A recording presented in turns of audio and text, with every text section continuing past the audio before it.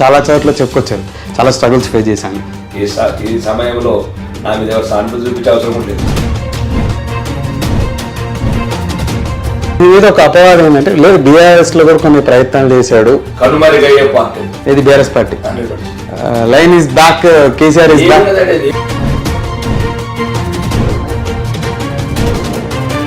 మమ్మల్ని సంపద అంటున్నాము, పాత పరిస్థితులు మా చెల్లెలు నక్కని గాజులు బట్టలతో మోగలు పట్టడము, రంపాల మీద ఆడబిడ్డలు కోసినట్టు కొయ్య తగ్గడము.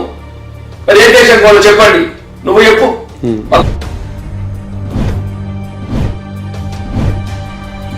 పక్క రాష్ట్రము వైఎస్ జగన్మోహన్ రెడ్డి ఒక మతం నుండి బ్రహ్మోత్సవాల తలంబరాలు మొత్తడు. కొన్ని తనకు సంబంధించిన వ్యాపారాల అనుమతుల కోసం దొరకకపోతే ఈ విధంగా అని చెప్పేసాను. మా బతుకు మాకు బతుకు నేను రా బాబు అంటే మమ్మల్ని ఈ రకంగా అంటారు. ధర్మం లేదా?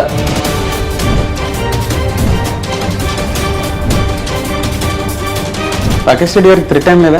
పెద్ద ఎత్తున జీవన్ రెడ్డి గారి మీద ఇచ్చేస్తా ఉన్నారు, కేసీఆర్ కుటుంబం మాట్లాడుతాను. రేవంత్ రెడ్డి గారిని కూడా ఇప్పుడు మీ నియోజకవర్గానికి సంబంధించిన నియోజకవర్గ నాయకులు కాకుండా రేవంత్ రెడ్డి నువ్వేంటి ఏం చెప్తామని మాట్లాడుతాను. తెలంగాణ ప్రజల నిర్ణయాన్ని అవమానించినట్టు ఇక మన జీవితంలో చట్టసభలకు ప్రజలని కుటుంబ పాలనని నిర్మూలించడానికి అసహించుకున్నాను.